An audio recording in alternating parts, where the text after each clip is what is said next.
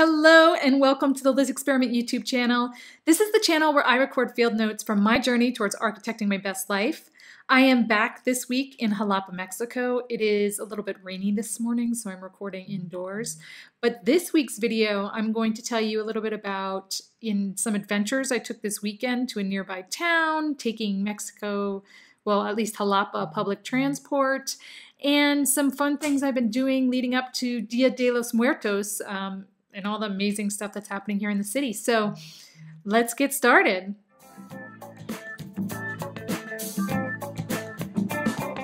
Life's a foolish game. Do you ever feel the same? Well, maybe we could change. Turn the ship another way. Okay, so as I mentioned in the intro, I had a couple, well, I guess every day is an adventure, so I shouldn't say I had a couple adventures, but I did have some adventures, and I had some lessons learned, and there were things that I've been working on. So let's get right into it. The first thing that I learned this week, I should say one of the things I learned this week was that I think this goes for all countries and cultures, but life is pretty damn normal outside of my home country. And so what I mean by that is that this weekend is one of the biggest holidays in Mexico, Dia de los Muertos, which is where the Mexican culture, the Mexican people welcome back their ancestors and they celebrate them and they hope to please them. And I'm sure I'm totally effing that up, but it's pretty much what I gathered from what I've been doing here. So I was invited to, one of my hosts is a teacher at a local school, a secondary school, and she invited me to the students' basically recital or show where they showcased all of their different, I guess, ideas and stories about Dia de los Muertos. And so they had, everybody was dressed up, everybody looked like, there were different paper mache Catrinas, which are the skeletons that are all beautiful. There were altars, which were the altars where they're honoring, in this case, they were honoring past directors of the school and past teachers. So there's all these very beautiful decorations and a setup. And then the students were either, they were basically either storytelling, or there was a bunch of dancing, or there was acting out different ancestors and relatives or famous people. It was very, very, very cool.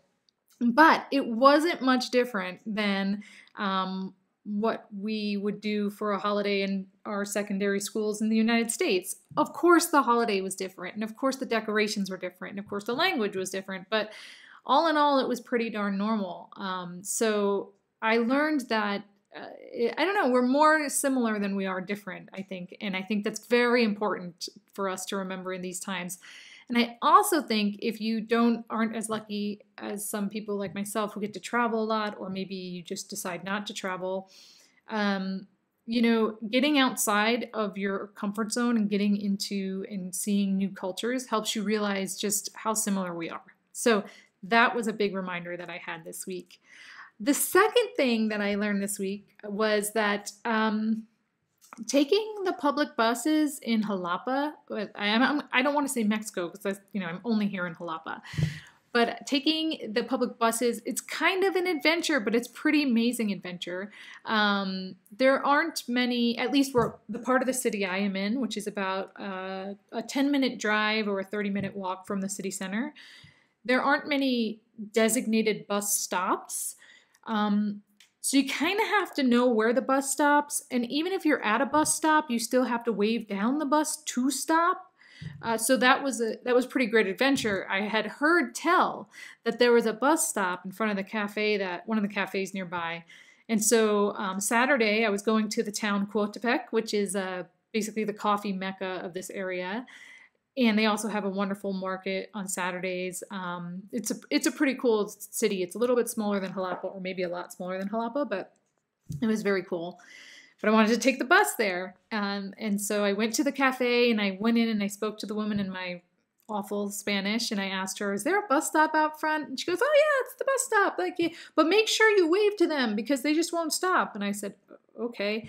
And that's exactly what I did. And then when I got to Coatepec, I just jumped off the bus somewhere because there's no real, you don't tell them I want to get off at a stop. You just kind of stand up and then the bus knows to stop at the next stop. So I did that. I was looking at my Google Maps and I was like, oh, I guess I should get off somewhere around here. But then I didn't exactly know how to get the bus back. And so the adventure there was me kind of seeing that the bus was coming down a street and saying, oh, the bus must stop on this street, and seeing a group of people on the street gathered and me saying, oh, that must be a bus stop.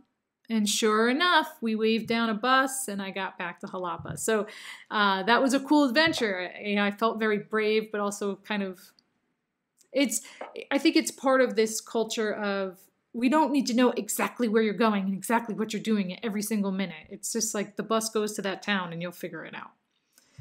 The other thing, well, I guess part of that topic that I learned was that I can be brave and push myself and do things like take public transport in a country where I barely know the language, or there's a chicken place, like a chicken store, one of those places that has, they cook a whole bunch of chicken and you can kind of order. I actually didn't know what you could do. I knew I could get chicken there.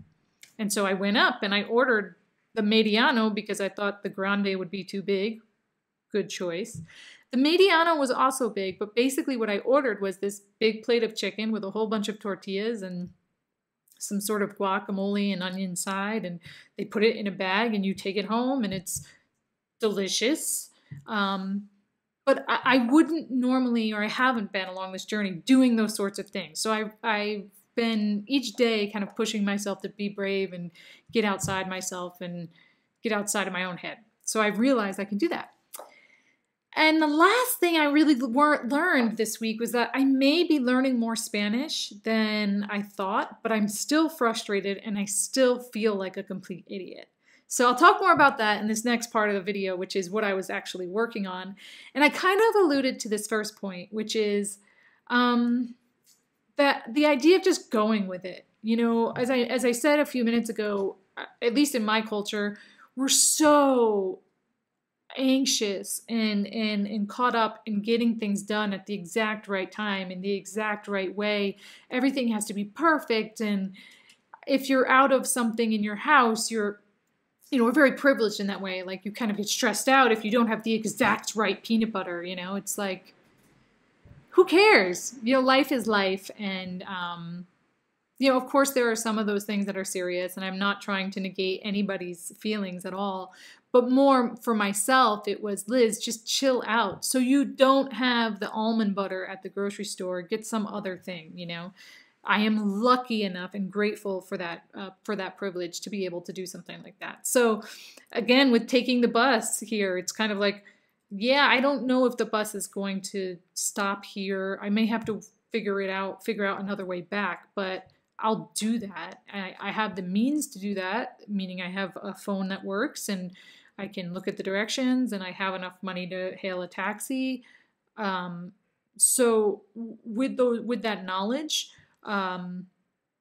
being able or coaching myself to let go of a lot of the anxieties that I've been carrying for 37 years. In regards to being brave, a lot of what I've been working on, I guess I kind of feel like a fat kid because I keep talking about food, but come on, I'm in Mexico, people. So when I was in Coatepec, one of the things one of my hosts said is you must get tamales there. And so I said, I'm going to go to get tamales, and I'm not going to get tamales from a restaurant. I'm going to go to somebody's like garage shack store type thing. And it was very hard for me to find one that I wasn't intimidated by. But I did it. I eventually was like, no, I'm not going to a restaurant having lunch. I'm going to somebody's like little business and I'm going to have delicious tamales. And it worked out great. I found a little shop. It was a husband and wife. He was working the register. She was cooking in the back and it was amazing. I bought like several tamales to take home. So I feel like I was rewarded in that instance. Also, just going around my neighborhood and getting different vegetables and buying different things in the shops. It seems every day, and it is every day, but because I'm not as knowledgeable about the local foods and the local ingredients and the local just shops and the language, it feels monumental each and every time I become more comfortable with it. Like I went to get eggs, and there's like the tortilla / egg shop, and I I was just so proud that I asked her for larger eggs than the ones that she had, and she's like, "Oh yeah, we have them in the back," and I'm like, "Fuck yeah!" Oh, explicit. Sorry, F yeah, this is great. So anyway, being brave and putting myself out there and letting myself feel like an idiot, which goes to my last point about learning more Spanish than I think. So I was talking with my host, and he speaks very good English. Obviously, I say obviously because he's Dutch. So it's not obvious unless you know he's Dutch and they speak like a million languages. Well, so he was telling me that I was telling him how I was feeling really confident in speaking Spanish, and then I got to a point where I'm just frustrated and I feel like an idiot again. And he said, when you're learning a language, that often happens because you are frustrated, and then you learn, and then you get confidence, and then you kind of get to the next step, and you're learning more complicated things, and so you get frustrated again because you're in the learning stage again. And so he was saying it actually is a sign that I'm learning Spanish. And I don't know if he's right, but it certainly made me feel better. So I'm working on continuing to push myself through the frustration, because I'm just, it's hard. It's hard not being able to express yourself. Anybody who speaks a foreign language in a place, it's very, very difficult. So, and also keep that in mind when you're in your home country and people are trying to speak to you in your language, but it's hard. Let's have a little compassion, people. You know what I'm saying? So this weekend, actually tonight, it's Thursday, jueves, I'm going to be going to the center of the city. They have a really big Catrina, the skeletons that they put up near the cathedral, and I'm going to go with some friends and see that. And I'm also going to go over to their house on Saturday and see their altar and celebrate Dia de los Muertos with them. And I'm basically going to be celebrating that all weekend, or at least learning how to celebrate it all weekend. So next week, I should have a ton of fun stories to share with you. So until then, yeah, I will be here in Xalapa, of course. So until then, thanks for watching. I would like to thank Hands Adam featuring Snowflake for the music that I use in the intro and outro. If you like this video, please give it a thumbs up. Let me know that you're watching and this is helpful and this helps you in some way, hopefully to live a better life. But even if it's just to smile once in a while, that's great. And if you want to get these videos in your if you want to see them every week, if you want to get notified about them, please subscribe. The more subscribers I have, the more my confidence raises and the more Spanish I try to use. You see how that works? So, until next week, thanks so much for watching. Thank you.